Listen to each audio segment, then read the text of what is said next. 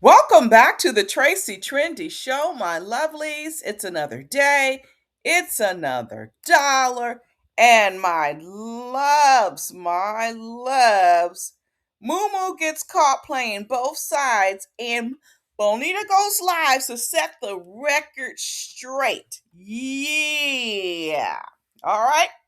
Now, hold on, because the drama is always going to be more after behind the scenes.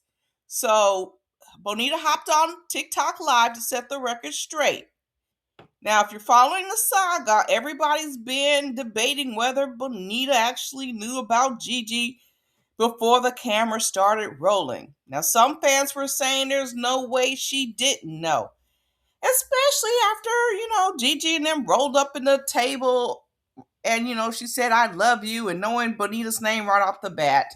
But that wasn't what, to me, wasn't really what it was about. It was about the car scene where they were all in the car. But Bonita has said in another video that they stopped filming their season a year and a half ago. Of course, you're going to see them in the car. If that was all three of them, I don't know. I knew it was Moo and Gigi. I couldn't see Bonita. I didn't know who that other person was in the car. But anyway, my loves, Gigi is a person that Bonita says she did not know before the show. And with no further ado, I'm going to play this video for you, my loves. Number three, y'all seen how the shit aired on the damn episode. They clipped some things out. I'll say a few things were edited out. Because although Gigi came in knowing my name, no, I did not know her name. I did not know her from a can of paint.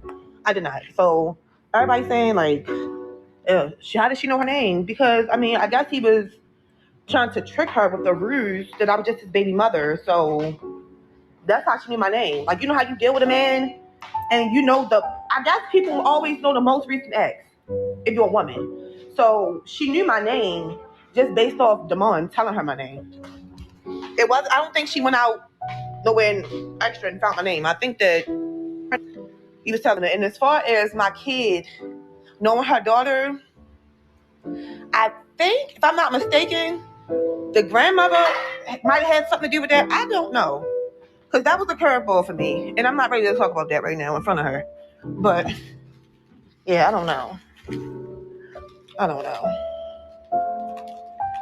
That's what I was saying. Yeah, when then watching it back, I see that his mother brought me up a few times to her. And that probably made her feel more like she knows me, or she can say my name, or she know a little one, two about me. I don't know. All I do know is the fact that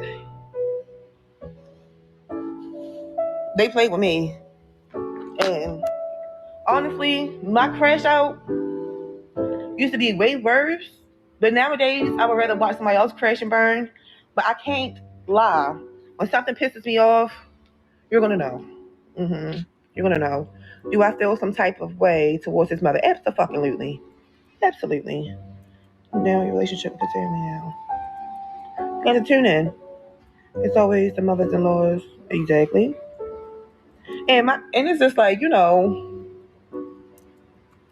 people just play a crazy game. People play a crazy game. The storyline is not a fake storyline. So I'm gonna tell you this. We TV don't just give out fake storylines and be like, choose from one of these. What storyline do you want to pick? No. Reality TV is reality TV. You see what it is. It's nothing scripted. Everything is literally like exactly how you see it. The producer might tell you to say one more thing, but that's it. You don't have to. Like, if you say no, it's just a no. But it's literally your story. Like, it's not nobody lying or trying to force you to into no storyline. So all this little storyline shit is just getting a little old. Baby, if it was a storyline, I'd have came on that bitch with a Beamer Benz or Bentley. You hear me? I'd have came on that bitch trim. If I knew it was a storyline, I sweatsuit would have never touched my body.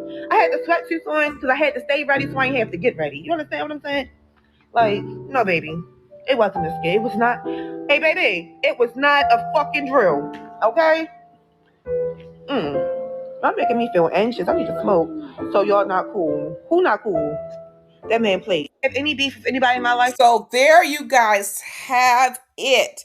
So basically, the mom was playing pillow talk, to Gigi. And plus, Gigi heard the name. I mean, just in casual talk, I'm sure he said, my baby mama's name is Bonita. Big deal. But I'm liking that she touched upon the topic of the show being scripted. I hate when cast members say that. Half of them can't even read, let alone act the part. This is their story. The producer on the set or in the scene might tell them to redo a scene or something like that. They may have them pose a question, but they are not reading from a script. And a lot of them feel embarrassed and then they want to say, well, they made me do it. They made me do it. No, your ass is a hoe. Your ass is trifling. And that's your true self on TV. That's just it. Okay, that's just it. So I hate when cast members say whatever because no one forced you to do it. That was yourself. That was you. As I said, they may have them redo a scene. They may have them ask a question, to keep this, to keep the dialogue going, but it's not going to be them reading from a script. These are not actors. But my loves, what do you guys think of this? There is some animosity between Bonita and Mama Mumu for sure, for sure, for sure. As well as should be, because she's letting this little boy that she calls her son play games, and that's not right. These are grown women and these are grown lives, and this should not be happening. But in the meantime, in tween time, my loves, why don't you guys drop a line so we can continue this conversation down in the comment section? Hype and like, my loves, it's all free. And just show your love. And I'm going to catch you all out on the flip side.